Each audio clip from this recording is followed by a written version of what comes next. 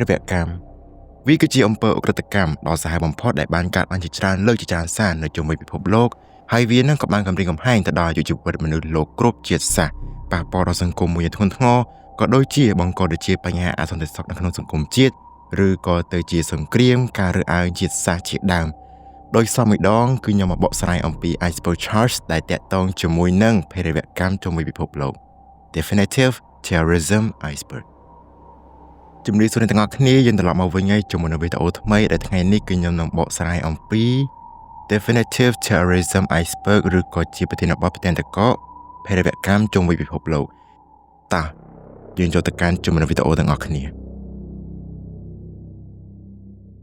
កម្រិតទី1នៃ Iceberg គេស្គាល់ច្រើនហើយក៏បានដឹងឮច្រើនផងដែរចាប់ផ្ដើមឡើងមកជាមួយនឹង 9/11 វាគឺជាអំពើភេរវកម្មដ៏ល្បីល្បាញនៅជុំវិញពិភពលោកហើយវាក៏ជាភេរវកម្មដ៏ធំបំផុតផងដែរមួយក្នុងចំណោមនៃភេរវកម្មរបស់សហរដ្ឋអាមេរិកដែលវាបានកើតឡើងនៅក្នុងរដ្ឋ New York នៃសហរដ្ឋអាមេរិកនៅក្នុងតំបន់អគារពាណិជ្ជកម្មកណ្ដាលឬក៏យើងហៅជាអង់គ្លេសថា World Trade Center អ្នកដែលបង្កនោះគឺអ្នកទាំងអស់គ្នាប្រកាសជាស្គាល់แล้วគឺ Al-Qaeda ដែលពួកគេនឹងគឺបានសម្លាប់និងបង្កទៅជាស្នាមរបួសប្រមាណ 6,000 នាក់នៅក្នុងថ្ងៃតែមួយតែម្ដងហើយវានឹងក៏បានបង្កើតទៅជាស្លាកស្នាមប្រវត្តិសាស្ត្ររបស់អាមេរិកដែលគ្មានថ្ងៃភ្លេចនោះឡើយទី2នោះគឺ Paris Attacks នៅក្នុងឆ្នាំ 2015 នេះគឺជារឿងដ៏សោកសៅសម្រាប់ប្រទេសបារាំងព្រោះដោយសារតែនេះគឺជាភេរវកម្មដែលបានឆក់យកជីវិតមនុស្សចំនួន130នាក់ហើយនៅបង្កទៅជារបួស400នាក់ដែលធ្វើឲ្យទីក្រុងនាពេលយប់ថ្ងៃទី13ខែវិច្ឆិកានៅឆ្នាំ2015មួយនោះពោពេញទៅដោយភាពវឹកវរនិងគួរឲ្យខ្លាចជាទីបំផុតអ្នកដែលបង្កនោះគឺមកពីពួក ISIS និងមានជាមួយនឹងអ្នកដែលចូលរួមជាភេរវកម្មមួយនោះដែលលក្ខណៈថាគេមានជាមនោគមវិជ្ជាខាងផ្នែក ISIS ហ្នឹងអ្នកទាំងអស់គ្នាប្រកាសជាស្គាល់ថា ISIS គឺជាក្រុមភេរវកម្មមួយដ៏ធំនៅក្នុងពិភពលោកហើយក៏ជាក្រុមភេរវកម្មដែលសាហាវឃោរឃៅផងដែរ Fun fact នៃរឿងមួយនេះគឺថាកន្លែងដែលចាប់ផ្ដើមពីធ្វើភេរវកម្មនេះគឺជាហាងបុកខ្មែរខ្ញុំមិនមែនថាយើងជាអ្នកនាំឲ្យទេណាគាត់ថាវាជារឿងមួយដែលវារំពឹងទុកអត់កើតណាអ្នកនេះយល់អត់និយាយទៅ Paris Attack នេះគឺកើតឡើងនៅជុំវិញគ្រប់ទីកន្លែងទាំងអស់នៃទីក្រុងប៉ារីសទាំងមូលអ្នកទាំងអស់គ្នាប្រកាសជាមិនជឿតែម្ដងព្រោះដោយសារកន្លែងជាច្រើនខ្លាំងមែនទែន Boston Marathon Bombing រឿងនេះគឺជារឿងភេរវកម្មដែលកើតឡើងនៅអំឡុងពេលដែលមានជំនន់ការរត់ម៉ារ៉ាតុងមួយនៅក្នុងរដ្ឋ Boston ដោយគេនឹងគឺបានទៅប្រទះឃើញជាមួយនឹងមនុស្ស2នាក់ដែលកាន់ជាមួយនឹងគ្រាប់បែកហើយបង្កប់នៅក្នុងវងមនុស្សដែលកំពុងតែទស្សនានៃការរត់របស់អ្នកដែលរត់ម៉ារ៉ាតុងហើយនៅក្នុងពេលមួយវាក៏បានផ្ទុះដែលបណ្ដាលឲ្យជាមួយនឹងមនុស្ស3នាក់គឺបានស្លាប់ភ្លាមៗនៅនឹងកន្លែងកើតហេតុតែម្ដងហើយបង្កទៅជាស្នាមរបួសជាច្រើនអ្នកផងដែរមិនចូលលក្ខណៈថាច្រើនអ្នកគឺច្រើនរយអ្នកអ្នកដែលមើលម៉ារ៉ាតុនគឺដឹងហើយថាមនុស្សមិនមែនមើលតិចទេគឺច្រើនអ្នកខ្លាំងមែនតើហើយការនេះគឺជាហេតុការណ៍មួយដែលកើតឡើងកាលពីថ្ងៃទី15ខែមេសាឆ្នាំ2013ប៉ូលីសក៏បានទៅស៊ើបអង្កេតរួចក៏បានទៅរកឃើញជាមួយនឹងមនុស្ស2នាក់នោះពួកគេនឹងក៏បានអះអាងថាពួកគេនឹងគឺចង់ធ្វើតាម Al-Qaeda ឬក៏ចង់ធ្វើឲ្យដូចហ្មងណាព្រោះមនោគមវិជ្ជារបស់ពួកគេនឹងគឺរៀងខ្លាំងដែរ Manchester Arena Bombing វាស្ទៀងជាមួយនឹង Boston Marathon Bombing ដូចគ្នាប៉ុន្តែនេះគឺកើតឡើង4ឆ្នាំបន្ទាប់គឺឆ្នាំ2017នៅក្នុង concert មួយរបស់ Ariana Grande my favorite artist បន្ទាប់ពីចប់ការប្រគំតន្ត្រីមួយនោះក៏មានជាមួយនឹងបរិសម្នាក់បានបង្កប់ជាមួយនឹងក្រុមបែកនឹងគឺជាប់ខ្លួនឬគេហៅថា suicide bomber ក៏បានបំផ្ទុះខ្លួនឯងនឹងហើយបង្កទៅជាមនុស្សដែលបានស្លាប់នៅទីនោះផងដែរហើយក៏បានធ្វើឲ្យមនុស្សជាច្រើនក៏បានរងរបួសជាច្រើនអ្នកនៅទីនោះទី5គឺ Bali Bombing នៅក្នុងឆ្នាំ2002នេះគឺជាសន្តិនិកកម្មមួយដ៏ធំដែលកើតឡើងនៅក្នុងប្រទេសឥណ្ឌូនេស៊ីកាលពីថ្ងៃទី12ខែតុលាឆ្នាំ2002នាពេលយប់ឡើងដែលសម្បូរទៅដោយជាមួយនឹងមនុស្សជាច្រើនខ្លាំងមែនទែនហើយជាពិសេសគឺជាជនជាតិបរទេសតែម្ដងនៅតាម bar តាម club តាម restaurant ឬក៏តាមកន្លែងផ្សេងទៀតនៅតំបន់ទេសចរនៅក្នុងពេលនោះក៏មានជាមួយនឹងមនុស្សដែលបង្កប់ជាមួយនឹងគ្រាប់បែកឬក៏ suicide bomber ក៏ចូលទៅកាន់កន្លែងទាំងអស់នោះរួចក៏ធ្វើការបំផ្ទុះខ្លួនឯងហើយក៏បង្កើតទៅជា blast ឬក៏បំផ្ទុះខ្លួនឯងនឹងគឺលក្ខណៈថារីករាលដាលធំខ្លាំងមែនទែនដែលបណ្ដាលឲ្យជាមួយនឹងមនុស្ស202នាក់ គឺបានស្លាប់របងជីវិតហើយក៏បានធ្វើឲ្យរងរបួសជាច្រើនអ្នកផងដែរដែលជាច្រើនគឺសុទ្ធសឹងតែជាជនជាតិអូស្ត្រាលីនិងឥណ្ឌូនេស៊ីផ្ទាល់តែម្ដង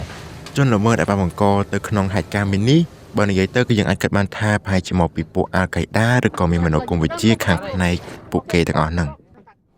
ខ្ញុំអានេះគឺតាមការរៀបរបស់ខ្ញុំទេខ្ញុំសង្ឃឹមថាអ្នកនរអាចថាយល់បានវាខ្លីៗទេកុំឲ្យវីដេអូវែងខ្លាំងពេកទី6 London Bombings នៅក្នុងឆ្នាំ2005ហេតុការណ៍នេះគឺជាហេតុការណ៍ផ្ទុះគ្រាប់បែកនៅក្នុងអំឡុងថ្ងៃទី7 ខែកក្កដាឆ្នាំ2005នៅក្នុងទីតាំង3ខុសៗគ្នាទី1នោះគឺ Aldgate ហើយនិងទី2គឺនៅ Edgware Road ដែលចន្លោះនៃពីរកន្លែងនេះគឺរវាង King's Cross ជាមួយនឹង Russell Square បន្តមកទៀតនឹងគឺជាទីតាំងទី3គឺជា Tavistock Square ដែលទីតាំងទាំង3នេះគឺសុទ្ធសឹងតែជា public transportation ពោលគឺជារថភ្លើងនៅឡានក្រុងតែម្ដងដែលបណ្ដាលឲ្យមនុស្ស700នាក់បានរងរបួសនិង52នាក់គឺបានស្លាប់នៅក្នុងហេតុការណ៍ដ៏អាក្រក់មួយនោះអ្នកដែលបង្កគឺជាអ្នកដែលជ្រុលនិយមនៅក្នុងស្រុកផ្ទាល់តែម្ដងដែលមានមនោគមមកពីអាល់កៃដា Well វាមិនមកពីអាល់កៃដាអីហ្មងទេតត្រង់ថាវាមានជាមនោគមវិជ្ជាដែលវាហ៊ានស្តៀងអាល់កៃដាអញ្ចឹងណា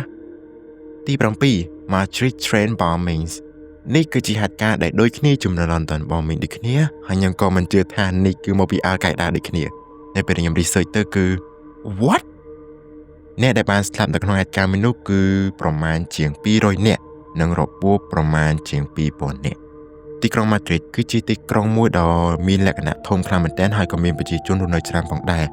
នេះគឺជាហេតុដែលធ្វើឲ្យអ្នកដែលរបួសនិងអ្នកស្លាប់ហ្នឹងគឺមានចំនួនច្រើននាក់ដែលកើតឡើងក្នុងថ្ងៃទី11ខែមីនាឆ្នាំ2004ហេតុការណ៍នេះគឺជាហេតុការណ៍មួយដែលកើតឡើងនៅក្នុងអំឡុងពេលបោះឆ្នោតផងដែរ Wow ម៉ូណាទី8 Oklahoma City Bombings Oklahoma City Bombing នេះគឺជាអំពើភេរវកម្មដែលបង្កឡើងដោយជនជាតិអាមេរិកផ្ទាល់តែម្នាក់តែប៉ុណ្ណោះគឺមានឈ្មោះថា Timothy McVeigh ដោយសារតែគាត់នឹងគឺមានបញ្ហាដែលទាក់ទងជាមួយនឹងបញ្ហារបស់រដ្ឋាភិបាលក្នុងបញ្ហានានារបស់ប្រទេសនាសម័យនោះអូខេខ្ញុំជឿថាអ្នកអត់យល់ហើយគឺលក្ខណៈថាចេះដោយសារតែបញ្ហារបស់គាត់នឹងគឺទាក់ទងជាមួយនឹងបញ្ហារបស់រដ្ឋាភិបាលដែលធ្វើឲ្យគាត់នឹងគឺមានអារម្មណ៍ថាចង់បង្កទៅជាបញ្ហា anti government ឬក៏ចង់ធ្វើឲ្យ government នឹងលក្ខណៈថាមិនអីចឹងណាគឺគាត់នឹងគឺប្រឆាំងជាមួយរដ្ឋាភិបាលតែម្ដងគឺមានមូលហេតុនៅក្រោយខ្នងរបស់គាត់នឹងគឺតាក់ទងជាមួយនឹងគិតកម្មភេរវកម្មបាញ់សម្លាប់របស់រដ្ឋាភិបាលទៅលើប្រជាជនដែលគាត់នឹងគឺបានគិតហើយនឹកស្មានដល់អីចឹងណាហើយគាត់នឹងក៏បានធ្វើទៅជាទង្វើមួយដើម្បីបង្ហាញទៅដល់រដ្ឋាភិបាលនឹងថាមិនអីចឹងទៅគាត់នឹងក៏បានយកជាមួយនឹងឡានមួយដែលផ្ទុកជាមួយនឹងអាវុធបំផ្ទុះនឹងបំផ្ទុះនៅក្នុងតំបន់ទីប្រជុំជននៃទីក្រុងអូក្លាហូម៉ានឹងតែម្ដងដែលបានបង្កទៅជាការស្លាប់មនុស្ស168នាក់ហើយនិងរបួស600នាក់និយាយទៅខ្ញុំគិតថាគាត់មិនគួរធ្វើចឹងសោះឬក៏គាត់នឹងគឺគិតថាអាចមកពីបញ្ហារដ្ឋាភិបាលនឹងគឺគិតគិតលក្ខណៈថាគឺគាត់គិតថាប្រជាជននឹងគឺជា government អីចឹងណាបង្កទៅជាការសម្លាប់ចឹងទៅតែពួកគាត់នឹងគឺបាននិយាយទៅគឺពួកគាត់ប្រជាជននឹងគឺសុទ្ធតែជា innocent ទេមូលហេតុម៉េចគាត់ធ្វើចឹង I don't know ទី9 Charlie Hebdo attacks នៅក្នុងថ្ងៃទី7ខែមេសាឆ្នាំ2015គឺមានជំនុំភេរវកម្មមួយដែលកើតឡើងដោយសារតែការមិនគោរពឲ្យតម្លៃទៅលើសាសនារបស់ទស្សនាវដ្តីមួយដែលបានចុះផ្សាយនៅក្នុងទីក្រុងប៉ារីសដែលមានឈ្មោះថា Charlie Hebdo ដែលទស្សនាវដ្តីមួយនោះគឺតាក់ទងជាមួយនឹងការលេងសើចនៃសាសនាឬក៏រដ្ឋាភិបាលនៅក្នុងសៀវភៅមួយនោះនិយាយទៅគឺវាប៉ះពាល់ខ្លាំងមែនទែនដល់សាសនាអ៊ីស្លាមគឺពេញសៀវភៅហ្មងគឺសឹងថាពេញសៀវភៅមកដែលធ្វើឲ្យអ្នកដែលគេអានគឺវាស្អប់អញ្ចឹងនៅក្នុងថ្ងៃមួយហ្នឹងក៏មានជាមួយនឹងមនុស្ស2នាក់ដែលត្រូវជាបងប្អូននឹងគ្នាហ្នឹងបានធ្វើការចូលទៅកាន់ទីនោះហើយវាបាញ់ប្រហារទៅកាន់ជាមួយនឹងមនុស្សនៅទីនោះក៏ជាពិសេសគឺអ្នកកាសែតនៅក្នុងទីនោះតែម្ដងគឺកន្លែងទស្សនាវដ្តីនឹងឯងដែលបណ្ដាលឲ្យជាមួយនឹងមនុស្ស14នាក់គឺបានស្លាប់ភ្លាមៗនៅនឹងកន្លែងកើតហេតុខ្ញុំគិតថារឿងនេះគឺវា 50-50 ត្រូវនឹងខុសមូលហេតុហ្នឹងគឺហេតុអីបានជាយើងត្រូវធ្វើបែបនេះ free speech សេរីភាពក្នុងការនិយាយគឺយើងអាចបើកទូលំទូលាយបានហើយប៉ុន្តែខ្ញុំសូមនិយាយថា free speech មុននឹងយើងនៅពេលដែលយើងនិយាយអីយើងគិតគេផងយល់អត់ពេលខ្លះវាប៉ះពាល់ដល់គេអញ្ចឹងហើយបានគេឡើងថា free speech វាល្អប៉ុន្តែវាអាក្រក់ណាស់ក្នុងពេលណាមួយដែល free speech វាបង្កទៅជាបញ្ហាទៅដល់មនុស្សម្នាក់ហ្នឹងទី10គឺមានជំនឿភេរវកម្ម2គឺ Pulse Nightclub Shooting ជាមួយនឹង Christchurch Mosque Shooting អំពើភេរវកម្មចំនួន2នេះគឺខ្ញុំគិតថាមិនបាច់បកស្រាយទេភេរវកម្មទាំងអស់នេះគឺតាក់ទងជាមួយនឹងការស្អប់និងការរើសអើងនៃពូជសាសន៍ដែលបង្កឡើងដោយជនដៃដល់តែម្នាក់តែប៉ុណ្ណោះហើយបានបាញ់រះសម្លាប់មនុស្សជាច្រើននៅកន្លែងទីនោះទី11នោះគឺ Nairobi Westgate Mall Attack រឿងរ៉ាវមួយនេះគឺជារឿងរ៉ាវមួយដែលកើតឡើងនៅក្នុងថ្ងៃទី21ខែកញ្ញាឆ្នាំ2013នៅក្នុងប្រទេសកេនយ៉ារឿងមួយនេះគឺកើតឡើងដោយសារតែមានជាមួយនឹងក្រុមភេរវកម្មដែលមានឈ្មោះថា Al-Shabaab ដែលមកពីប្រទេសសូម៉ាលីហើយមនុស្សគងរបស់ពួកគេនឹងគឺស្តៀងជាមួយនឹង Al-Qaeda ដូចគ្នាទេដោយនៅក្នុងក្រុមភេរវកម្មនេះគឺមានជំនឿសកម្មជនចំនួន4នាក់បានធ្វើការបាញ់រះសម្លាប់ទៅលើប្រជាជននិងក្រុមប៉ូលីសនៅក្នុងម៉លមនុស្សតែម្ដងហើយក៏បានធ្វើឲ្យខ្លួនឯងនឹងគឺស្លាប់ទាំងអស់ផងដែរបើនិយាយទៅគឺសរុបអ្នកដែលស្លាប់នឹងគឺ71នាក់អ្នកដែលរបួសនឹងគឺខ្ញុំមិនដឹងថាតើន័យយ៉ាងម៉េចទេមូលហេតុបានជាខ្ញុំគិតថាវារៀងពិសេសដែរវាគឺពិសេសត្រង់ថាហេតុការណ៍នេះគឺជាហេតុការណ៍មួយមកផ្លែធ្វើហើយប៉ុន្តែវាអូសបន្លាយរហូតដល់80ម៉ោងឯណោះដែលបណ្ដាលឲ្យគេនឹងគឺបានដឹងថាប្រព័ន្ធនៃសន្តិសុខនៅក្នុងប្រទេសកេនយ៉ានឹងគឺលក្ខណៈមិនទៅហើយអញ្ចឹងមកជាលក្ខណៈថាវារៀង something that unusual ហើយវា expose គ្រប់បែបយ៉ាងរបស់ government របស់ប្រទេសកេនយ៉ាតែម្ដង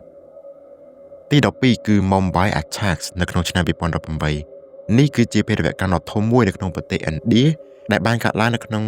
ទីក្រុង Mumbai របស់ប្រទេសឥណ្ឌានឹងតែម្ដងដែលកើតឡើងមកពីក្រុមភេរវកម្មមកពីប្រទេសប៉ាគីស្ថានដែលមានឈ្មោះថា Lashkar-e-Taiba នៅក្នុងរយៈពេល3ថ្ងៃនៅក្នុងទីតាំងខុសៗគ្នាក្រុម Lashkar-e-Taiba ដែលមកពីប្រទេសប៉ាគីស្ថាននឹងក៏ចូលធ្វើការវាយប្រហារតាមរយៈផ្លូវទឹកដែលពួកគេនឹងគឺបានជិះកណូតឬក៏ជិះទូកអីចឹងទៅដើម្បីទៅដល់ទីក្រុង Mumbai ហ្នឹងរួចក៏ធ្វើការចូលទៅវាយប្រហារតែម្ដងក្នុងទីក្រុងមួយនោះដែលសរុបជាការស្លាប់ទៅគឺ166នាក់ជាមួយនឹងជាតិសាសន៍ផ្សេងៗគ្នាគឺច្រើនខ្លាំងមែនទែនដូចជា6 10ឬក៏ទៅ7 10ជាតិសាសន៍ផ្សេងៗពីគ្នាហើយក៏បានបង្កទៅជារបួសស្នាមចំនួន300នាក់ផងដែរ Beslan School Siege វាគឺជាភេរវកម្មដ៏អាក្រក់មួយដែលកើតឡើងនៅក្នុងប្រទេសរុស្ស៊ីកាលពីខែកញ្ញាថ្ងៃទី1ដល់ថ្ងៃទី3ឆ្នាំ2004នៅក្នុងសាលាលេខ1នៅទីក្រុង Beslan ដែលបានសម្លាប់មនុស្សប្រមាណ330ដែលនៅក្នុងនោះគឺមានជាមួយនឹងកុមារដែលត្រូវជាកុមារីសិស្សានុសិស្សនឹងឯងគឺមានជាមួយនឹងមនុស្ស166នាក់និងប្រមាណជា700នាក់គឺបានរបួសរឿងរ៉ាវនេះគឺជារឿងរ៉ាវមួយដ៏វាគួរឲ្យពិបាកទទួលយកខ្លាំងមែនទែនគឺមានជាមួយនឹងពួកប្រឆាំងនៃរដ្ឋាភិបាលដែលមានឈ្មោះថាជីឆាន់ហ្នឹងគឺបានធ្វើការរំពាត់ជុំវិញសាលាមួយនោះរួចក៏បានធ្វើជាចំណាត់ខ្មាំងភេរវកម្មអីចឹងទៅដែលធ្វើឲ្យប្រទេសរុស្ស៊ីគឺកញ្ញាញ់ក្បាលខ្លាំងមែនទែនរយៈពេល3ថ្ងៃចុះគ្នាហ្នឹងគឺអាក្រក់ខ្លាំងមែនទែនទី14នោះគឺ Panam Flight 103ឬក៏គេហៅយ៉ាងទៀតថាគឺ Lockerbie Bombing នេះគឺជាភេរវកម្មដ៏ធំមួយប៉ុន្តែនៅលើអាកាសដែលបានកើតឡើងនៅក្នុងថ្ងៃទី21ខែធ្នូឆ្នាំ1988ដែលជើងហោះហើរមួយនេះគឺហោះហើរចេញពីទីក្រុងឡុងទៅកាន់ទីក្រុងញូវយ៉កហេតុការណ៍នេះគឺជាហេតុការណ៍មួយដែលកើតឡើងនៅពេលដែលយន្តហោះនៅលើរយៈកម្ពស់ 31,000 feet ពីដីឬក៏យើងប៉ាន់ស្មានទៅជាគីឡូគឺ 9.45 គីឡូម៉ែត្រពីក្រោមទៅលើនៅលើអាកាសនៃទីក្រុង Lockerbie នៃប្រទេស Scotland ដែលបានសម្លាប់មនុស្សទាំងអស់តែម្ដងនៅលើយន្តហោះ259នាក់ដែលមានជាមួយនឹងគ្រូ16នាក់បន្តមកទៀតនឹងក៏បានធ្លាក់មកដល់ដីនឹងក៏បានសម្លាប់ចំនួនមនុស្ស11នាក់បន្ថែមមកទៀតវាគឺជារឿងរ៉ាវមួយដ៏រញ៉េរញ៉ៃខ្លាំងមែនទែនហើយជាពិសេសនោះគឺការរករកតែម្ដងមូលហេតុគឺដោយសារតែបំណែកនៃការផ្ទុះយន្តហោះមួយនោះគឺធំធេងខ្លាំងមែនទែនវាហោះមកពីលើហើយវាបុកទៅក្រោមអញ្ចឹងបំណែកផ្ទុះយន្តហោះនោះគឺបែកខ្ញែកតែម្ដងណាចំណែកឯជនដៃដល់វិញគឺមានចំនួន2នាក់ប៉ុន្តែគឺគេចាប់បានតែម្នាក់តែប៉ុណ្ណោះហើយនៅម្នាក់ទៀតហ្នឹងគឺគេចាប់ផងដែរប៉ុន្តែមិនអាចរកផុសតាងឃើញអញ្ចឹងគឺវាហៀងញញៃទៅលើរឿងនេះបន្តិចតែគឺខ្ញុំសូមបញ្ចប់ដំណឹងទៅទី15នោះគឺ US Embassy Bombing នៅក្នុងប្រទេសកេនយ៉ាហើយនិងប្រទេស Tanzania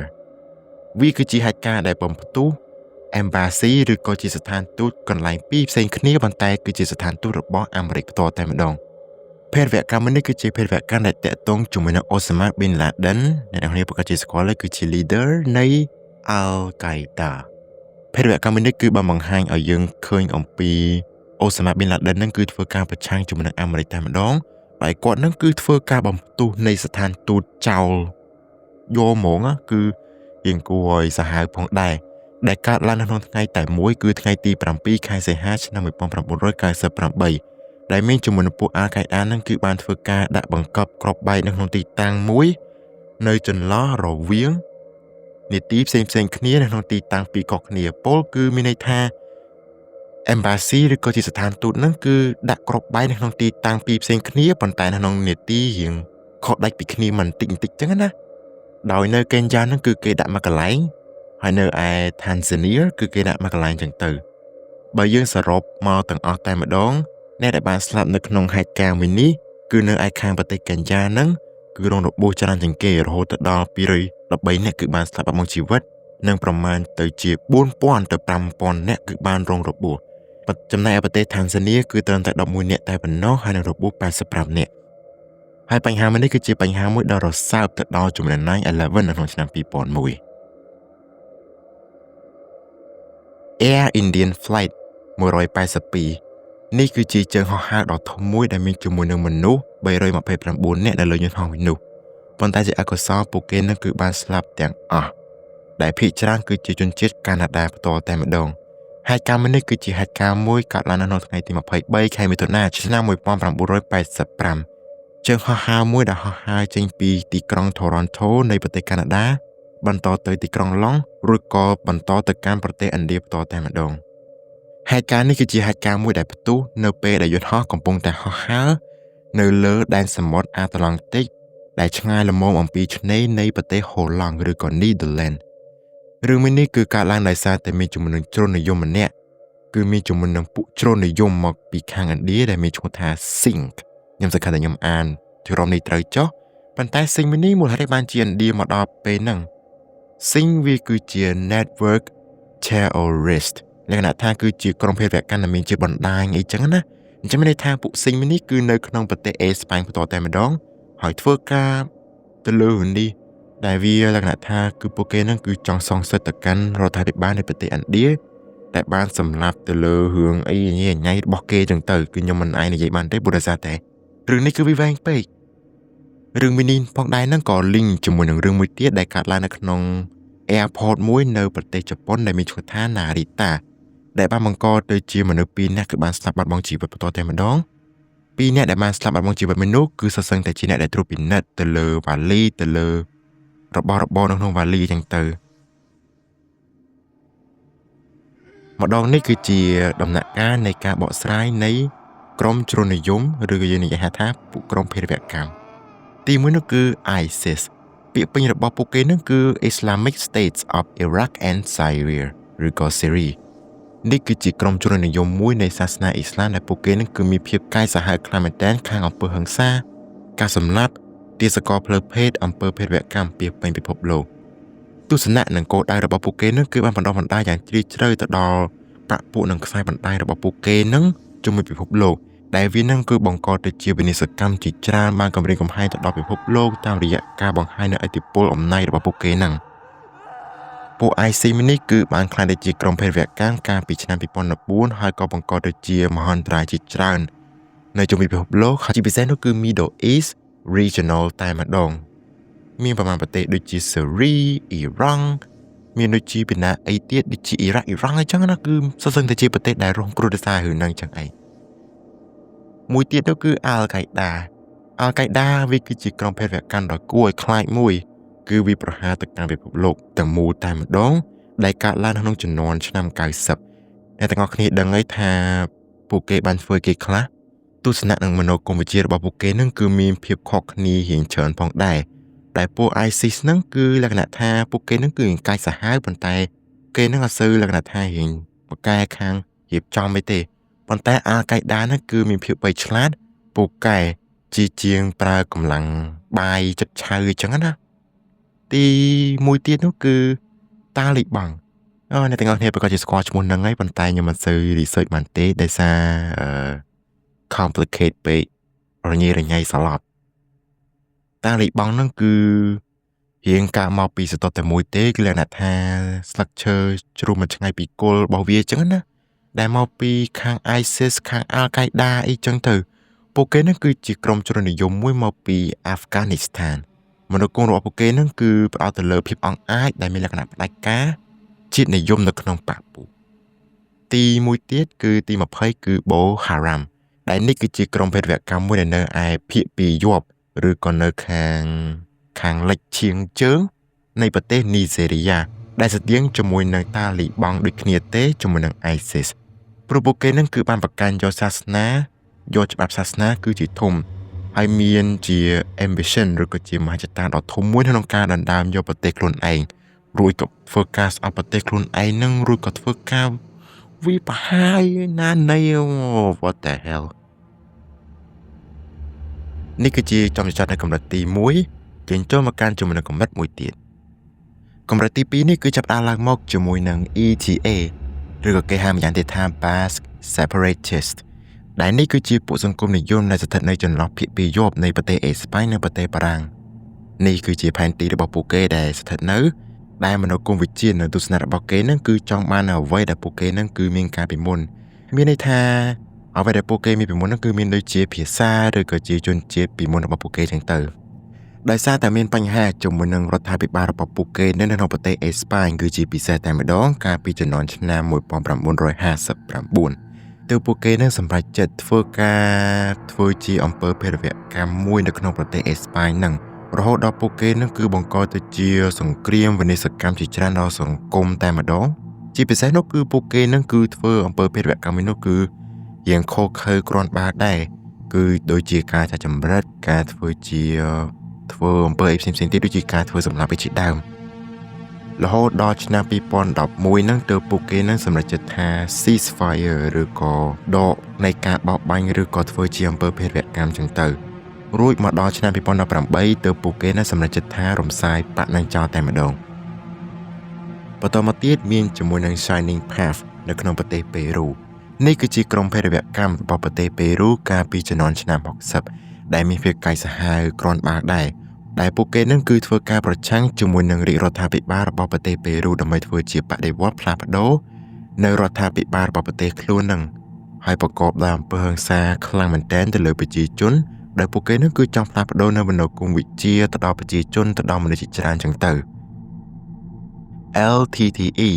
ឬក៏គេហៅម្យ៉ាងទៀតថា Tamil Tigers នេះគឺជាសកម្មជនរបស់ប្រទេសស្រីលង្កាដែលមានលក្ខណៈពិសេសមួយត្រង់ថាការធ្វើជា suicide bombing ឬក៏លក្ខណៈថា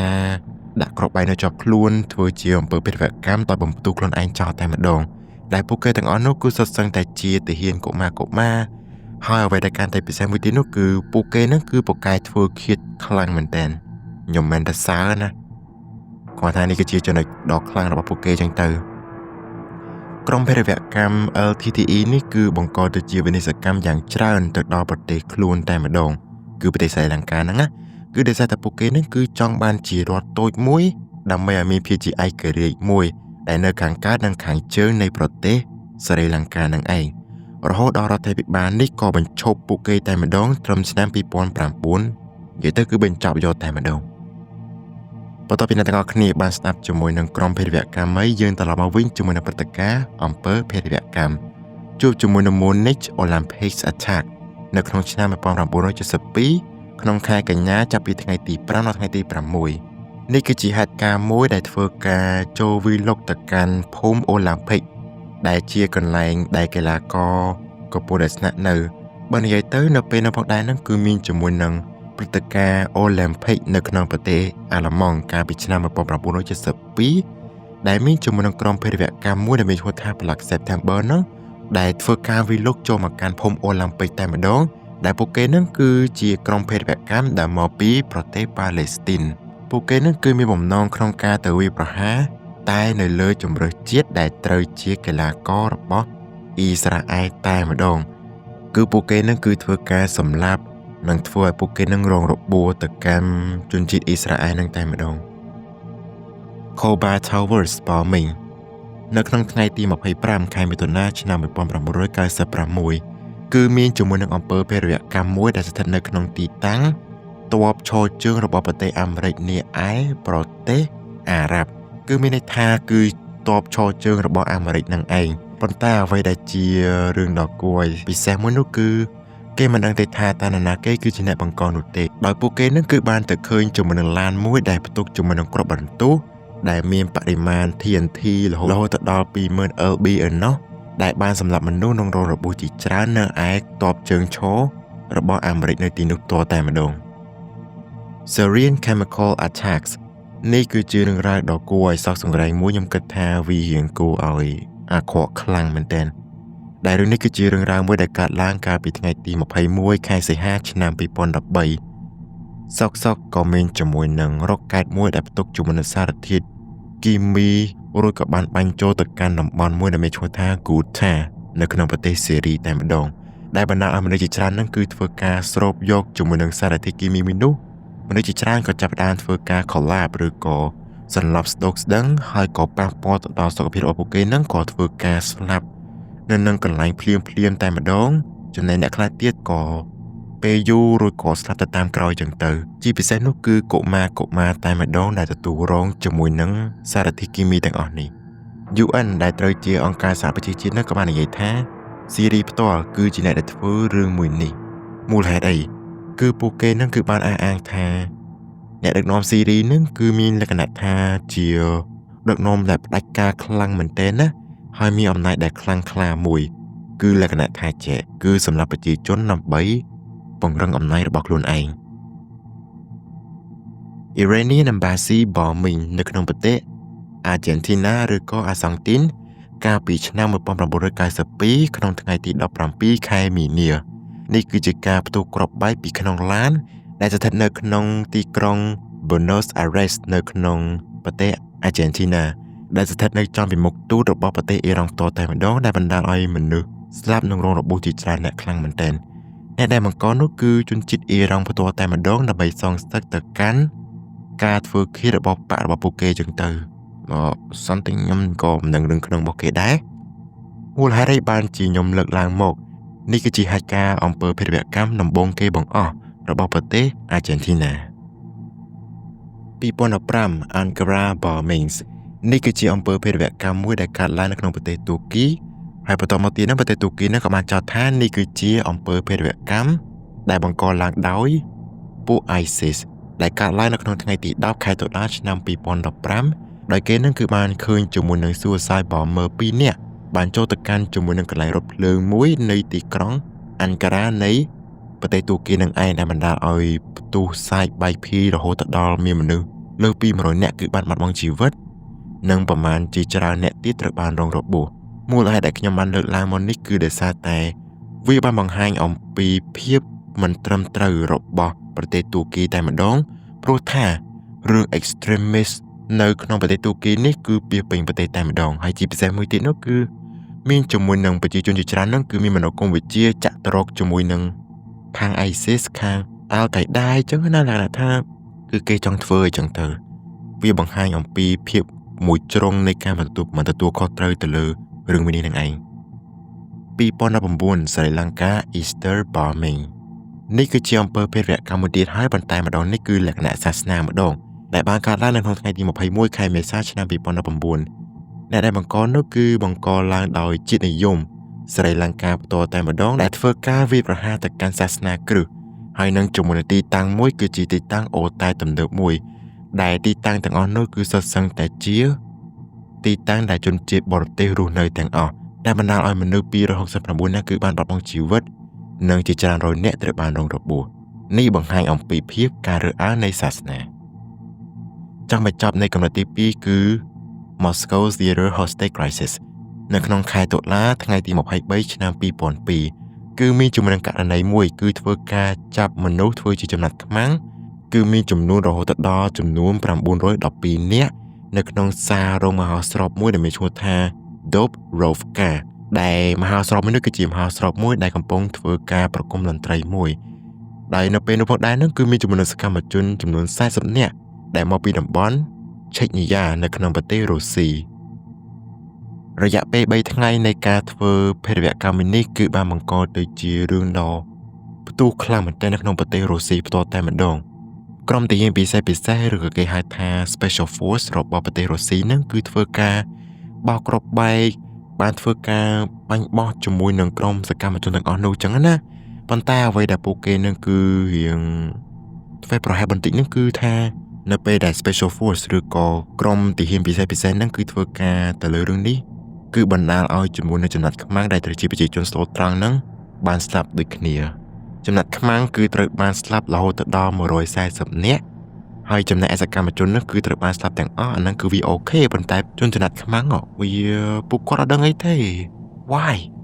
អញ្ចឹងកម្រិតទី2របស់យើងគឺចាប់តាមហ្នឹងយើងចូលទៅកាន់កម្រិតទី3ដែលតកតងជាមួយនឹងភេរវកម្មបង្កឡើងដោយមនុស្សម្នាក់ឬក៏គេហៅថា lone wolf កម្រិតទី3ចាប់ផ្ដើមឡើងមកជាមួយនឹង2011 Norway Attacks ដែលនេះគឺជាអំពើភេរវកម្មដែលបានកើតឡើងនៅក្នុងថ្ងៃទី22ខែកក្កដាឆ្នាំ2011ដែលមានជាមួយនឹងបរិមាណដែលមានឈ្មោះថា Anders Breivik ដែលគាត់នឹងគឺជាជនជាតិនៃប្រទេស Norway ផ្ទាល់តែម្ដងហើយគាត់នឹងក៏ជាបុគ្គលជ្រុលនិយមម្នាក់ដោយគាត់នឹងគឺធ្វើការយកគ្រាប់បែកមួយដាក់នៅក្នុងឡានឬក៏បំផ្ទុះនៅក្នុងទីក្រុង Oslo ចោលតែម្ដងបន្តមកទៀតនឹងគាត់ក៏បានយកជាមួយនឹងកំភ្លើងដោយធ្វើការជិះទៅកាន់ជាមួយនឹងកង់មួយដែលមានឈ្មោះថាអូតូយ៉ាហ្នឹងបាញ់រះទៅកាន់ជាមួយនឹងជំរុំយុវជនទាំងអស់ហ្នឹងយ៉ាងក្តៅកគកតែម្ដងដែលភេរវកម្មនេះគឺបានបណ្ដាលឲ្យមនុស្ស77នាក់គឺបានបាត់បង់ជីវិតដែល69នាក់គឺជាមនុស្សដែលស្ថិតនៅកន្លែងជំរុំប៉ុន្តែអ្វីដែលជាបញ្ហាហើយវាជានៅចម្លែកបំផុតនោះគឺការជាប់ទោសរបស់គាត់ហ្នឹងគឺត្រឹមតែ21ឆ្នាំតែប៉ុណ្ណោះព្រោះដោយសារតែយ៉ាងម៉េចដែរព្រោះថាប្រទេស Norway គឺមិនមានច្បាប់ប្រហារជីវិតហើយក៏មិនមានច្បាប់ទោសមួយជីវិតនោះទេអញ្ចឹងជាហេតុធ្វើឲ្យគាត់នឹងគឺជាប់ត្រឹមតែ21ឆ្នាំតែប៉ុណ្ណោះទី2 Las Vegas Shooting ដែលនេះគឺជាព្រឹត្តិការណ៍កើតឡើងនៅក្នុងថ្ងៃទី1ខែតុលាឆ្នាំ2017គឺមានជាមួយនឹងហេតុការណ៍បាញ់រះពីលើសណ្ឋាគារមួយដែលមានឈ្មោះថា Mandalay Bay ពីជាន់ទី42បាញ់រះទៅកាន់ជាមួយនឹងមនុស្សជាច្រើនដែលស្ថិតនៅខាងក្រោមដែលពួកគេទាំងអស់គ្នានឹងកំពុងតែមើលការប្រគំតន្ត្រី concert មួយដែលមានឈ្មោះថា Route 51 Festival បើនិយាយទៅគឺរៀងគួរឲ្យខ្លាចបន្តិចដែរដែលមានចំនួននឹងមនុស្សម្នាក់បាញ់រះទៅកាន់មនុស្សជាច្រើនរហូតដល់មានចំនួនមនុស្ស60នាក់ហ្នឹងគឺបានបាត់បង់ជីវិតចំនួន850នាក់គឺត្រូវបានរងរបួសបើនិយាយទៅគឺមានជាមួយនឹងទូរលេខច្រើនជាងនឹងទៀតជាមួយនឹងអ្នករបួសនិងអ្នកស្លាប់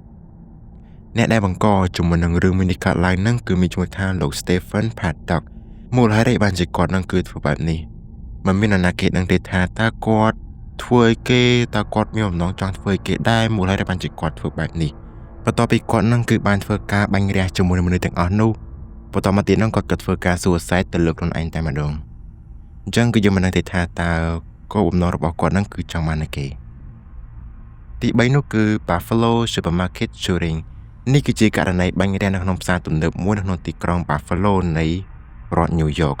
ដែលនៅទីនោះគឺជាតំបន់ដែលសម្បូរទៅដោយជនជាតិស្បែកពណ៌ជាច្រើនអ្នកខ្លាំងមែនទែនដែលកំពុងតែរស់នៅក្នុងខែឧសភាថ្ងៃទី14ឆ្នាំ2018គឺមានជាមួយនឹងបរិមម្នាក់ដែលមានអាយុ18ឆ្នាំដែលមានឈ្មោះថាលោក Peyton Gentron ដែលគាត់នឹងគឺធ្វើការបាញ់ចូលទៅកាន់ផ្សារទំនើបមួយនោះតែម្ដងជាមួយនឹងកាំភ្លើង AR-15 បានធ្វើការបាញ់រះសម្លាប់រហូតដល់មានមនុស្ស10នាក់គឺបានស្លាប់ហើយនឹងរបួសចំនួន3នាក់នៅក្នុងចំនួននៃជនរងគ្រោះទាំងអស់នោះគឺមានចំនួន13នាក់ដែលមានតែអ្នកស្លាប់តែអ្នករបួសហ្នឹងដោយនៅក្នុងនោះគឺមានចំនួន11នាក់ដែលគាត់ហ្នឹងគឺសុទ្ធសឹងតែជាជនជាតិស្បែកខ្មៅទាំងអស់បើខ្ញុំនិយាយទៅអាចថាវារៀងជាការរើសអើងទៅលើជាតិសាសន៍ឬក៏យើងនិយាយសួស្ដីទៅគឺជា racist ទៅកាន់កន្លែងហ្នឹងចឹងទៅប៉ុន្តែអ្វីដែលវារៀងគួរឲ្យខ្លាចនោះគឺគាត់ហ្នឹងគឺធ្វើការ live ផ្ទាល់នៅក្នុង Twitch ទៀតអញ្ចឹងគឺវារៀងពិបាកទទួលយកដែរ Waco 6 ដែលនេះគឺជាករណីស៊ើបអង្កេតមួយដែលប្រើប្រាស់រយៈពេល51ថ្ងៃចាប់តាំងពីថ្ងៃទី28ខែកុម្ភៈរហូតដល់ថ្ងៃទី19ខែមេសានៅក្នុងឆ្នាំ1993ទៅលើក្រុមសាសនាមួយដែលស្ថិតនៅលើភ្នំ Carmel នៅក្នុងទីក្រុង Waco នៃរដ្ឋ Texas ដែលក្រុមរដ្ឋាភិបាលហ្នឹងគឺសង្ស័យថាតំបន់នេះគឺជាតំបន់ដែលលាក់បង្កប់ ឬក៏លាក់នៅអាវុធខុសច្បាប់ជាច្រើនចឹងទៅ Branch Davidian ដែលនេះគឺជាក្រុមសាសនាមួយដែលដឹកនាំដោយលោក David Koresh ដែលគាត់នឹងគឺមានទស្សនៈមួយក្នុងសាសនារបស់គាត់នឹងគឺនិយាយអំពីថ្ងៃអវសានពិភពលោកហេតុនេះហើយបានជាគាត់នឹងគឺធ្វើការទុកជាមួយនឹងអាវុធខុសច្បាប់ធ្វើការផ្ទុកនៅអាវុធផ្សេងៗទៀតដើម្បីប្រយុទ្ធប្រឆាំងឬក៏ការការពារអំពីមនុស្សអីចឹងទៅដែលគាត់នឹងគឺធ្វើការបង្កើតទៅជាក្រុមមនុស្សជាច្រើននៅក្នុងនោះដែលមានជាមួយនឹងកុមារមានជាមួយនឹងមនុស្សជាច្រើនដែលជឿជាក់ទៅលើទស្សនៈនៅក្នុងសាសនារបស់គាត់ជាដើមចឹងទៅប៉ូលីសគឺធ្វើការស៊ើបអង្កេតជាច្រើនថ្ងៃជាច្រើនខែមែនទែនរហូតដល់ប៉ូលីសនឹងគឺធ្វើការចូលឆែកឆេរនិងធ្វើការបាញ់ទៅកាន់សាសនានោះចោលតែម្ដងហើយក៏ធ្វើការដុតទីតាំងមនុស្សចោលតែម្ដងវាគ្រាន់តែជារឿងហេតុការណ៍ស៊ើបអង្កេតតែប៉ុណ្ណោះថាតើមូលហេតុបានជាខ្ញុំលើករឿងមួយនេះឡើងមកវាគឺតាក់ទងជាមួយនឹងរាជរដ្ឋាភិបាលបានធ្វើការជាអំពើភេរវកម្មនៅពីក្រោយខ្នងអីចឹងណាអ្នកទាំងអស់គ្នាយល់ថារដ្ឋាភិបាលគឺមានបំណងចង់ធ្វើអីចឹងដើម្បីសម្លាប់ទៅកាន់ពួកហ្នឹងអីចឹងទៅបំណងពួកគេគឺចង់ធ្វើបែបអញ្ចឹងយកមក moment ធ្វើជាការចាប់ចម្រិតអីជាដើមអញ្ចឹងណាហើយនេះគឺជាអ្វីដែលខ្ញុំអាចថាយល់ឃើញពីកន្លែងហ្នឹងមកទេអ្នកដែលបានស្លាប់ទាំងប៉ូលីសទាំងរដ្ឋាភិបាលទាំងកងទ័ពទាំងប្រជាជននៅក្នុងសាសនាមួយនោះគឺសរុបទាំងអស់76នាក់បន្តមកទៀតមានជាមួយនឹង Ruby Ridge រឿងនេះគឺស្ទៀងជាមួយនឹង Waco Siege ដូចតែគ្នាទេដែលនេះគឺជារឿងដែលហួសពីព្រំដែននៃការក្ររបស់យើងយកតែម្ដងព្រោះនេះគឺជាទង្វើរបស់ FBI ក្នុងការធ្វើជាអំពើដ៏ឃោរឃៅមួយដែលកើតឡើងនៅក្នុងខែមេសាឆ្នាំ1992នៅក្នុងទីតាំងរស់នៅមួយរបស់លោក Randy Weaver នៅក្នុងរដ្ឋ Idaho ដែលគាត់នឹងគឺត្រូវជាទាហានកាលពីសម័យសង្គ្រាមវៀតណាមបន្តមកទៀតនឹងក៏ត្រូវបានជាមួយនឹង ATF ដែលនេះគឺជាការិយាល័យនៃ Alcohol, Tobacco និង Firearm មូលហេតុបានជា ATF ត្រូវការលោក Randy Weaver នៅក្នុងទីនោះគឺដោយសារតែគាត់នឹងគឺត្រូវដោះស្រាយជាមួយនឹងបញ្ហាកាំភ្លើងមួយដែលវាជាកាំភ្លើងដែលខុសច្បាប់ប៉ុន្តែគឺគាត់នឹងគឺ decline ឬក៏បដិសេធទៅលើរឿងនេះដែលជាហេតុដែលធ្វើឲ្យ FBI នឹងគឺធ្វើការសង្ស័យទៅលើគាត់នឹងថាគាត់នឹងគឺមានបង្កប់ជាមួយនឹងអាវុធខុសច្បាប់ជាច្រើនទៀតបន្តមកទៀតនឹង FBI ក៏ចាប់ផ្ដើមស្វែងរកទៅកាន់ទីតាំងរបស់គាត់មាននោះប៉ុន្តែអ្វីដែល FBI ធ្វើរឿងអាក្រក់បំផុតនោះគឺគ្រាន់តែថាកូនក្មេងម្នាក់ដែលកំពុងតែបណ្ដាឆ្កែដោយឃើញជាមួយនឹងមនុស្សដែលកំពុងតែពាក់អាវស្មៅឬក៏ជា FBI លាក់ខ្លួនអញ្ចឹងណាក៏គាត់ដាក់យកភ្លើងឯ FBI គឺធ្វើការបាញ់សម្លាប់ជាមួយនឹងឆ្កែហើយទៅកាន់ជាមួយនឹងក្មេងម្នាក់នឹងយកភ្លាមតែម្ដងហើយអ្វីដែលកាន់តែអាក្រក់ចែកថែមជាងនឹងទៀតនោះគឺ FBI នឹងក៏ធ្វើការសម្លាប់ប្រពន្ធរបស់លោក Randy Weaver នឹងចោលយកតែម្ដងវាចេញមកលក្ខណៈថាវាសាហាវយកទៅមែនតើដែលគ្រាន់តែមកសើអង្កេតសោះឲ្យធ្វើហ្នឹង What the fuck រឿងនេះហើយគឺជារឿងដែលធ្វើឲ្យបរិសម្នាក់ដែលមានឈ្មោះថា Timothy McVeigh ដែលទាំងអស់គ្នាប្រកាសជាបានឮហើយកាលពីកម្រិតទី1ដែលគាត់ហ្នឹងគឺធ្វើជាករណី bombing ទៅកាន់ Oklahoma City ដែលសម្រាប់មនុស្សប្រហែលជា100នាក់ជាងហ្នឹងដែលវានឹងគឺកាត់ឡើងចេញអំពីការភាពស្អប់ខ្ពើមទៅកាន់ជំនឿទង្វើរបស់រដ្ឋាភិបាលដែលនេះគឺជារឿងដែលគួរឲ្យវាអាណិតខ្លាំងមែនទែនហើយចូលលោក Randy Weaver មិនដែរលោក Randy Weaver ក៏ត្រូវបានជាប់ពន្ធនាគារទៅលើរឿងនេះហើយគាត់នឹងក៏សប្តាហ៍ថ្ងៃនេះក៏ខ្ញុំមិនដឹងថាគាត់នៅទីណានោះទេខ្ញុំក៏មិនបាន research ទៅកាន់ជាមួយនឹងប្រវត្តិរបស់គាត់នឹងយ៉ាងច្រើនដែរបន្តមកទៀតជាមួយនឹង1993 World Trade Center bombing អ្នកទាំងអស់គ្នាប្រកាសជាឆ្ងល់ហើយថាតើ2001 World Trade Center 9/11 ហ្នឹងវាមិនវិញអត់ទេនេះគ្រាន់តែជាករណីទី2បន្ទាប់ពី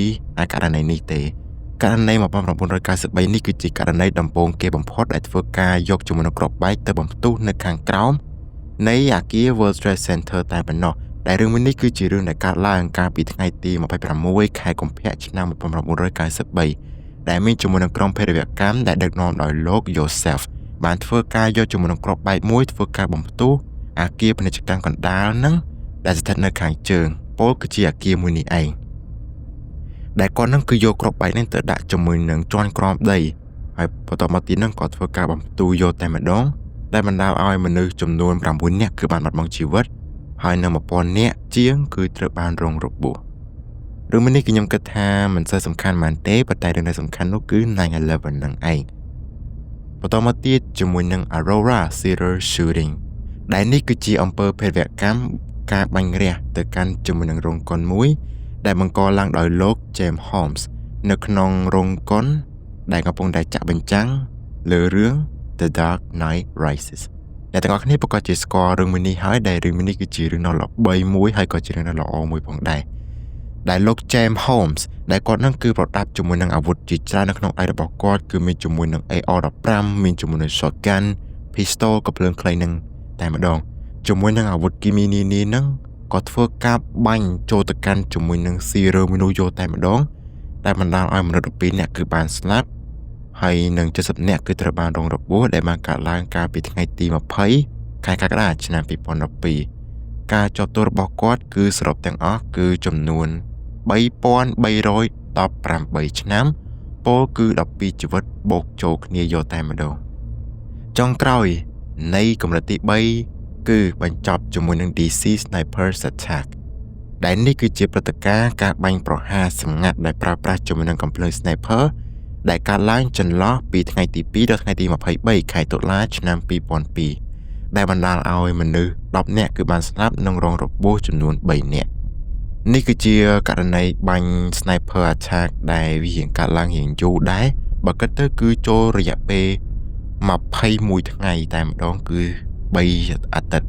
អ្នកដែលបង្កគឺមានចំនួនមនុស្ស2នាក់ដែលពួកគេនឹងគឺសុទ្ធសឹងតែមានជាមួយនឹងគំនិតបែបទុតិយនិយមឬក៏ការគិតបែបអវិជ្ជមានមិនគិតទូលំទូលាយទេជាចុងក្រោយពួកគេទាំង2នាក់គឺត្រូវបានជាប់ទោសមួយប្រហារជីវិតមួយទៀតជាប់ទោសមួយជីវិតពុំមានការលើកលែងនោះទេកម្រិតទី3របស់យើងគឺចាប់តាមនឹងឯងយើងចូលមកកាន់ជាមួយនឹងកម្រិតទី4ដែលជាកម្រិតដែលយើងមើលទៅវាចម្លែកខ្លាំងមែនតើជាមួយនឹងភេរវកម្មទាំងអស់នេះគឺវាwhat the hell កម្រិតទី4ចាប់ផ្ដើមឡើងមកជាមួយនឹង Operation Northwoods នៅក្នុងអំឡុងឆ្នាំ1962ដោយនៅក្នុងជួររដ្ឋាភិបាលសម្ងាត់មួយពួកគេនឹងគឺបានបង្កើតទៅជាប្រតិបត្តិការសម្ងាត់មួយដែលមានឈ្មោះថា Northwoods ដែលវានឹងគឺមានលក្ខណៈជាការឈ្លានពានទៅកាន់ប្រទេសគុយបាដែលពួកគេដែលត្រូវជាអាមេរិកផ្ទាល់នឹងបានយល់លេសថាប្រទេសគុយបានឹងគឺសម្រាប់ប្រជាជនខ្លួនឯងដោយបំផ្លាញនៅ manufacturer ឬក៏ហេដ្ឋារចនាសម្ព័ន្ធនានាជាច្រើនដែលប្រទេសគុយបាគឺបានធ្វើមកកាន់ប្រទេសអាមេរិកបើនិយាយទៅគឺដូចក្ដួយម៉ាអាសៀមអញ្ចឹងប៉ុន្តែបន្ទាប់ពីពេលនោះមកប្រធានាធិបតីដែលមានឈ្មោះថាលោក John F Kennedy គឺបានលុបចោលជាមួយនឹងប្រតិបត្តិការមួយនេះដែលគាត់នឹងគឺបានបដិសេធនៅសំណើមួយនេះចោលហើយតាំងពីពេលនោះមកប្រតិបត្តិការមួយនោះគឺលាក់បាំងចិត្តចឹងតែម្ដងថាមិនដឹងថាប្រតិបត្តិការ Operation Minuk គឺនៅទីណានោះទេហើយវានៅតែជារឿងដែលសម្ងាត់ដដែល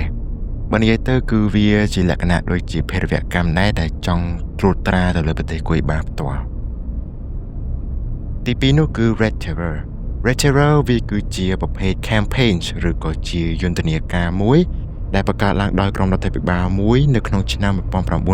1918ដែលនៅពេលនោះផងដែរហ្នឹងគឺស្ថិតនៅក្នុងជំនាន់សង្គ្រាមស៊ីវិលរុស្ស៊ីដែលវានឹងគឺពាក់ព័ន្ធជាមួយនឹងបញ្ហាមួយពលគឺជាការធ្វើឃាតទៅលើលោក Vladimir Lenin នៅក្នុងពេលនោះផងដែរហ្នឹងគឺមានជាមួយនឹងស្ត្រីម្នាក់ដែលមានឈ្មោះថា Fanny Kaplan ដែលគាត់ហ្នឹងគឺជា revolutionary socialist ឬក៏យើងនិយាយជាខ្មែរគឺគាត់ហ្នឹងគឺជាមនុស្សដែលធ្វើបដិវត្តន៍ខាងផ្នែកសង្គមនិយមអញ្ចឹងទៅដែលបញ្ហាមួយនេះគឺជាបញ្ហាដែលកើតចេញពីនយោបាយនោះទេប៉ុន្តែគម្រោងការរបស់អ្នកស្រី Fanny គឺមិនបានជោគជ័យនោះទេហើយគម្រោងការសម្រាប់របស់គាត់ហ្នឹងក៏មិនទទួលបានជោគជ័យដូចគ្នាដោយនៅពេលនោះផងដែរហ្នឹងគឺមានភាពរកម្មរកខ្លាំងមែនទែនរវាងគណៈបករវាងនយោបាយគ្នាទៅវិញទៅមកអញ្ចឹងទៅដែលបង្កើតទៅជាសង្គ្រាមស៊ីវិលរុស្ស៊ីនឹងឯង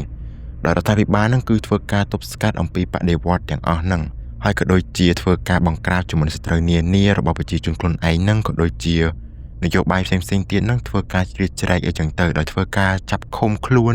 ធ្វើទរណកម្មផ្សេងៗចឹងទៅតើន័យដែលខ្ញុំអាចទទួលបានពីអ៊ីនធឺណិតហ្នឹងគឺគេបង្ហាញមកថាក្រុមបដិវត្តន៍ដែលត្រូវបានរដ្ឋាភិបាលចាប់ហ្នឹងគឺរហូតទៅដល់ជាមួយនឹង500,000នាក់ឯណោះហើយវាហ្នឹងក៏ខ្លះទៅជាចំណុចចាប់ផ្ដើមនៃរបបកុម្មុយនីសផងដែររហូតមកដល់ឆ្នាំ1991ហើយចូល Red Terror ហ្នឹង ពីវិវត្តបែបមិនដែរបន្តមកទៀតនឹងនៅក្នុងជំនាន់ឆ្នាំបន្តមកទៀតនឹងអ្នកទាំងអស់គ្នាស្គាល់ KGB អត់ដែលនេះគឺជាក្រុមយន្តនាការមួយដ៏រៀងគួរឲ្យខ្លាចផងដែរហើយវាក៏ជាអង្គការដូចតែជាមួយនឹង CIA ដូចគ្នាដែល Vladimir Putin ក៏គាត់គឺជាសមាជិកនៅក្នុងនោះផងដែរដែល Lecturer នេះឯងដែលខ្លាចមកជា KGB នៅក្នុងជំនាន់សង្គ្រាមត្រជាក់តែម្ដងខ្ញុំគិតថាវារៀងគួរឲ្យចម្លែកបន្តិចដែរតាក់ទងជាមួយនឹង Lecturer ដែលខ្ញុំតាមការ research របស់ខ្ញុំអញ្ចឹងណា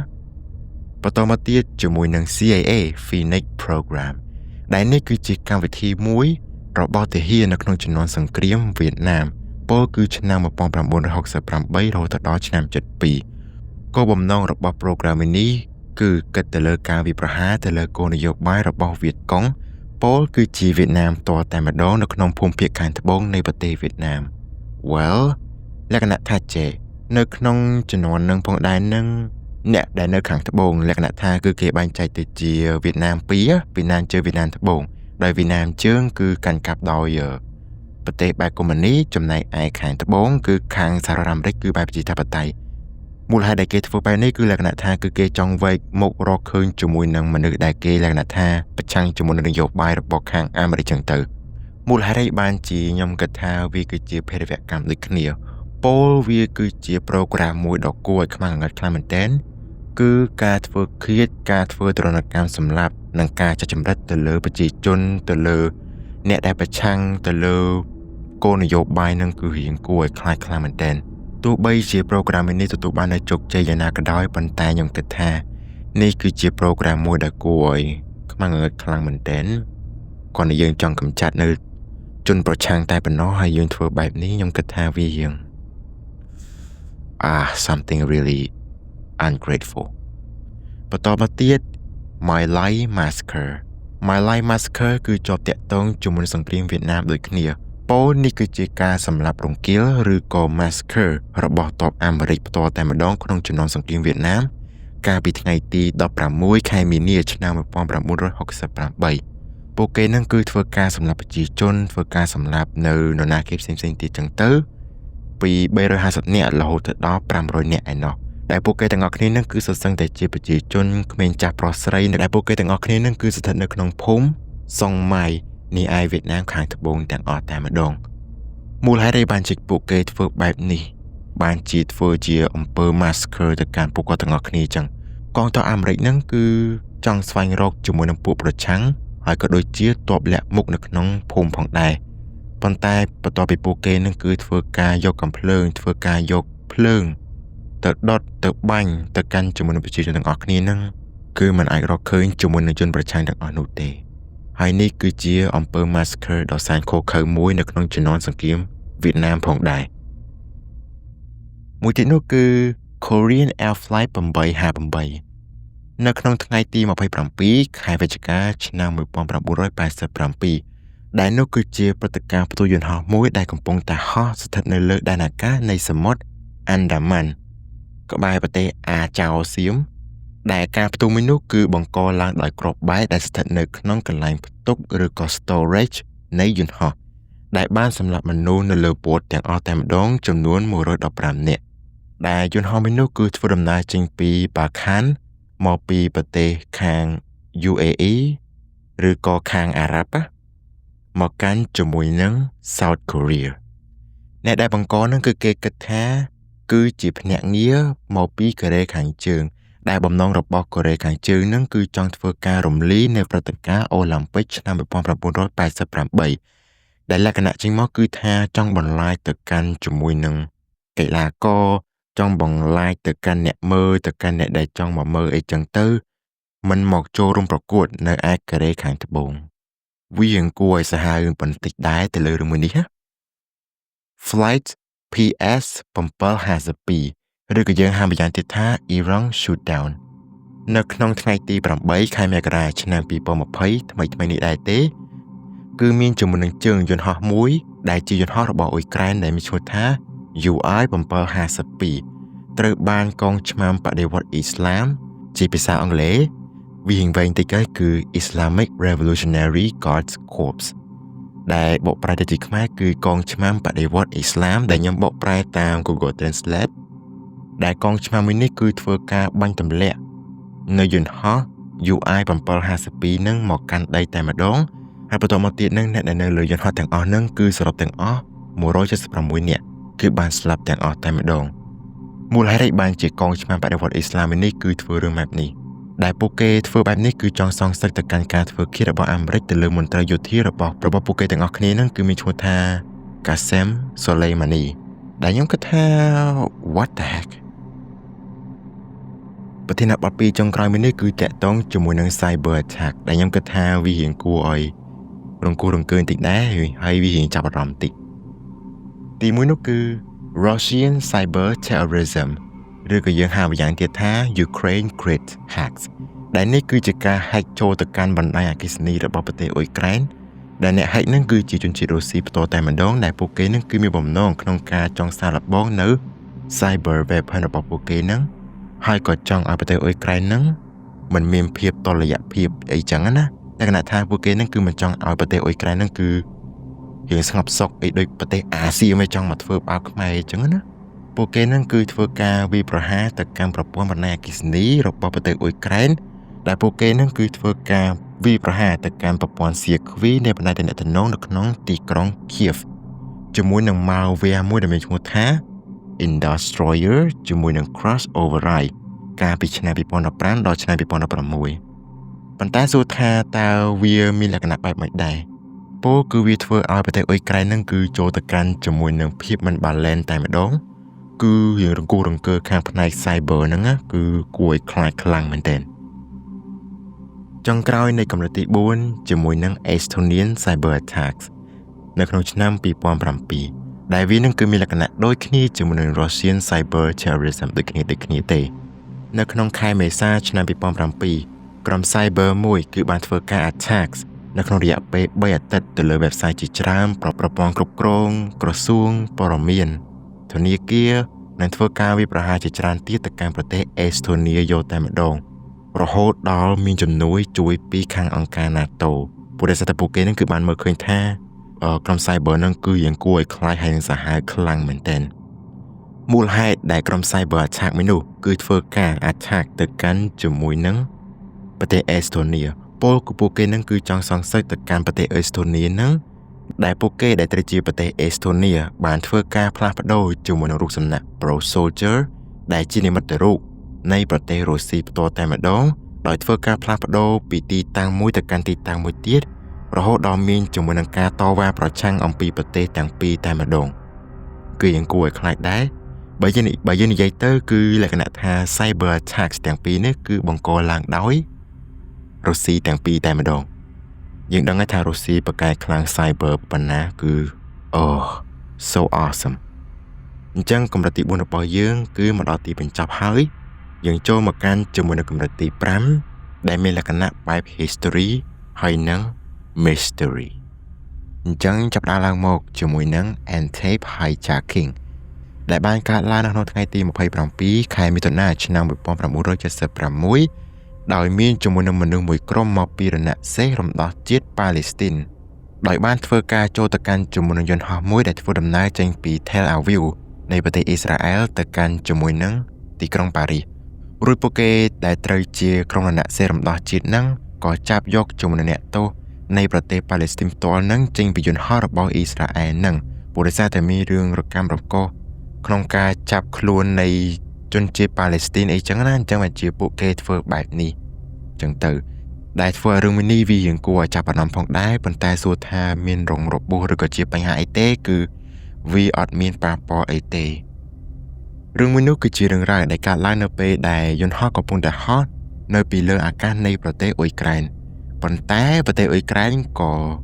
គាំទ្រជាមួយនឹងការរំដោះយកជាមួយនឹងក្រុមប៉ាឡេស្ទីននឹងទៅកាន់ប្រទេសផ្ទាល់របស់ពួកគេវិញដែរអូខេមូលហេតុដែលជាគាំទ្រសម្រាប់ខ្ញុំគិតថាប្រហែលជាប្រទេសអ៊ីស្រាអែលនឹងគឺចាប់យកជាមួយនឹងប៉ាឡេស្ទីននឹងទាំងដែលពួកគេមិនធ្វើអីខុសតតែសោះព្រោះដោយសារតែអ្នកទាំងអស់នេះដឹងហើយថាប្រទេសពីរនឹងគឺអត់សូវត្រូវគ្នាទេគឺបង្កបញ្ហាដល់គ្នារហូតទី2នោះគឺ Tokyo Subway Sarin Attack នេះគឺជាហេតុការណ៍មួយដែលបានកើតឡើងនៅក្នុងថ្ងៃទី20ខែមីនាឆ្នាំ1995នៅក្នុងរថភ្លើងមួយនៅទីក្រុងតូក្យូដែលជារថភ្លើងមួយដ៏មមាញឹកខ្លាំងមែនទែនដែលនៅពេលនោះផងដែរនឹងគឺមានជាមួយនឹងក្រុមមួយដែលមកពីក្រុមដែលមានជាមួយនឹងមេដឹកនាំដែលមានឈ្មោះថាស៊ីនរិកឃ្យោដែលបានបង្កទៅជារឿងហេតុការណ៍ដ៏សាហាវមួយគឺពួកគេទាំងអស់គ្នានឹងគឺបានយកជាមួយនឹងសារធាតុហ្គាសមួយដែលជាសារធាតុគីមីដ៏សាហាវមួយហ្នឹងដែលបានដាក់ចូលទៅកាន់ជាមួយនឹងកន្លែងរថភ្លើងនៃទីក្រុងតូក្យូហ្នឹងដែលបណ្ដាលឲ្យជាមួយនឹងមនុស្សប្រមាណជាង 1000 នាក់គឺបានរងរបួសហើយមនុស្សស្លាប់ហ្នឹងក៏រៀងច្រើនអ្នកផងដែរលក្ខណៈថាពួកគេស្លាប់ហ្នឹងមិនមែនស្លាប់ភ្លាមៗទេគឺស្លាប់នៅពេលដែលសារធាតុនៃសារធាតុគីមីហ្នឹងគឺចូលទៅកាន់ខ្លួនរបស់ពួកគេតែម្ដងហើយតើក្រុមស៊ីនរិកឃ្យោហ្នឹងគឺជាអីគេដែររឿងនេះគឺជារឿងរ៉ាវមួយដ៏វារៀងរញ៉េរញ៉ៃខ្លាំងមែនទែននៅខាងក្រោយនៃជាមួយនឹងរឿង Tokyo Subway Sarin Attack នេះក្រុមសាសនាមួយដែលមានឈ្មោះថាស៊ីនរិកឃ្យោដឹកនាំដោយលោក Shoko ដែលនៅក្នុងប្រទេសជប៉ុនផ្ទាល់តែម្ដងដែលនេះគឺជាសាសនាដែលមានទស្សនវិជ្ជាខាងផ្នែកគិតទៅលើថ្ងៃអវសានពិភពលោកឬក៏គេហៅជាភាសាអង់គ្លេសគឺ Doomsday Cult ដែលសាសនាមួយនេះគឺមានលក្ខណៈបែបថាជាសាសនាមួយដែលគួរឲ្យល្បីល្បាញហើយវាពិតជាគួរឲ្យចាប់អារម្មណ៍ច្រើននៅក្នុងប្រទេសជប៉ុននៅក្នុងជំនាន់ឆ្នាំហ្នឹងអញ្ចឹងណាមនុស្សជាច្រើនគឺគេគិតថាលោក Shoko ដែលត្រូវជាមេដឹកនាំនៃសាសនាមួយហ្នឹងថាគាត់នឹងគឺជាព្រះថាអាចនឹងជួយរួចខ្លួននៅជីវិតរបស់មនុស្សដែលពួកគេបានជឿអីជាដើមអញ្ចឹងទៅខ្ញុំគិតថាវាគួរឲ្យចម្លែកខ្លាំងមែនទែនរហូតដល់ថ្ងៃមួយហ្នឹងក៏លោក Shoko ហ្នឹងគឺធ្វើការទៅធ្វើជាមួយនឹងរឿងបែប terrorism នឹងយកតែម្ដងដែលខ្ញុំគិតថាវាគឺជារឿងមួយដ៏គួរឲ្យប្រយោជន៍ខ្លាំងមែនទែនដែលមិនគួរថាលោកនឹងគឺត្រូវទៅធ្វើទេបន្ទាប់ពីរឿងនេះគឺបានកើតឡើងហ្នឹងប៉ូលីសក៏បានទៅចាប់ខ្លួនលោក Shoko ហ្នឹងពីបទដែលធ្វើរឿងដ៏អាក្រក់មួយនេះតែម្ដងអញ្ចឹងរឿងរ៉ាវហ្នឹងក៏បន្តទៅមុខទៀតអីចឹងទៅខ្ញុំគិតថាបើសិនខ្ញុំនិយាយច្រើនទៅអាចថាវាយូរនៅសល់ជាមួយនឹង2ទៀតដែលខ្ញុំគិតថាបោកចូលគ្នាតែម្ដងទៅពួកដែលសារតែខ្ញុំដឹងថាអ្នកទាំងអស់គ្នាប្រកាសជាធ្លាប់ឮប្រកាសជាធ្លាប់ស្ដាប់ហើយនៅប្រកាសជាធ្លាប់ស្គាល់ជាមួយនឹងក្រុមសាសនាពីរនេះហើយទីមួយនោះគឺ People's Temple ឬក៏យើងហៅម្យ៉ាងទៀតថា Jonestown ដែលអ្នកទាំងអស់គ្នាប្រកាសជាដឹងហើយនិងមួយទៀត Heaven's Gate ឬក៏គេហៅម្យ៉ាងទៀតថាគឺជា Suicide Cult Well ខ្ញុំសូមបកស្រាយជាសង្ខេបតែម្ដងថារឿងអីគេខ្លះដែលបានកើតឡើង Jonestown ដឹកនាំដោយលោក Jim Jones ដែលគាត់នឹងគឺធ្វើជារឿងដ៏គួរឲ្យខ្លាចមួយគឺធ្វើការឲ្យថ្នាំជាលក្ខណៈថាជា poison មួយដើម្បីឲ្យអ្នកដែលបានជឿទៅកាន់លោកនឹងធ្វើការផឹករួចក៏សម្លាប់ខ្លួនចោលតែម្ដងដែលខ្ញុំគិតថារឿងនេះវាគួរឲ្យអាញ៉ៃខ្លាំងមែនទែនហើយខ្ញុំក៏មិនចង់ទៅស្ដាប់វាទៀតដែរព្រោះដោយសារតែវាគួរឲ្យខ្លាចហើយនៅមួយទៀតនោះគឺ Heaven's Gate នេះគឺជារឿងមួយដែលវាមិនតាក់ទងអីដល់ terrorism ឯណាទេប៉ុន្តែវាគឺជារនុកផ្ទៃក្នុងមួយដែលលក្ខណៈជាចិត្តវិទ្យាចិត្តសាស្ត្រអញ្ចឹងណាបែបថាពួកគេនឹងគឺជួងងប់ងល់ទៅកាន់ជាមួយនឹងមេរបស់ពួកគេពេលរហូតដល់ពួកគេនឹងគឺធ្វើការសម្លាប់ខ្លួនឯងចោលតែម្ដងដោយសារគេ Apocalypse ថ្ងៃអវសានពិភពលោកខ្ញុំគិតថាមានតែប៉ុណ្្នឹងឯងសម្រាប់កម្រិតទី5គឺយើងចប់ទៅនឹងឯងប៉ុន្តែមុននឹងបញ្ចប់នៅវីដេអូនេះគឺខ្ញុំសូមបន្ថែមជាមួយនឹង climax មុននឹងចប់ទៅកាន់ជាមួយនឹងវីដេអូ El Fasher Massacre ខ្ញុំគិតថានេះមិនតាក់ទងជាមួយនឹង terrorism ប្រហែលទេប៉ុន្តែវាតាក់ទងជាមួយនឹង genocide ឬក៏របបប្រល័យពូជសាសន៍នេះគឺជាការសម្លាប់រង្គាលមួយដែលបានសម្លាប់មនុស្សប្រហែលជាង 2500 នាក់នៅក្នុងទីក្រុង El Fasher នៃប្រទេសស៊ូដង់ខាងលិចអ្នកទាំងអស់គ្នាប្រកាសជាធ្លាប់ឮថាប្រហែលខែមុននេះគឺមានជាមួយនឹង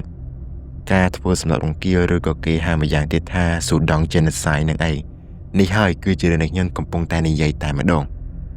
តើរឿងនេះវាកើតឡើងតាំងពីពេលណាមកមូលហេតុអីបានជាវាទៅផ្ទុះឥឡូវរឿងវាកើតឡើងរៀងយូរមកដែរហើយវាមិនមែនតែត្រឹមតែកើតឡើងនៅពេលថ្មីហ្នឹងទេ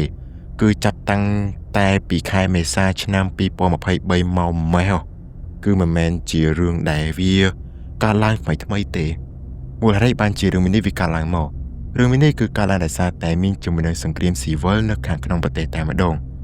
ពលគឺកើតឡើងចេញពីការប្រកួតប្រជែងគ្នាខាងកម្លាំងទ័ពនៅក្នុងជួររាជរដ្ឋាភិបាលឬក៏មកពីក្រុមណានៃផ្សេងអីចឹងណាអូខេអាយស្ពើរបស់យើងគឺមកដល់ទីបញ្ចប់ហើយអញ្ចឹងគឺខ្ញុំមានអីច្រើនទេក្រៅពីពាក្យអរគុណសម្រាប់ការតាមដានទស្សនានៅវីដេអូនេះហើយក៏ដូចជាការរងចាំរយៈពេលប្រហែលជា2ខែមកនេះវាយូរខ្លាំងមែនទែនរហូតឡើងចង់ដាច់ឆ្នាំទៅហើយបើខ្ញុំដាច់ចិត្តផលវីដេអូ What the hell ចាំមានអីច្រើនទេគ្រាន់តែជូនពរដល់អ្នកនរមានសំណាងល្អក្នុងថ្ងៃនេះហើយក៏ដូចជាសំណាងល្អក្នុងឆ្នាំថ្មី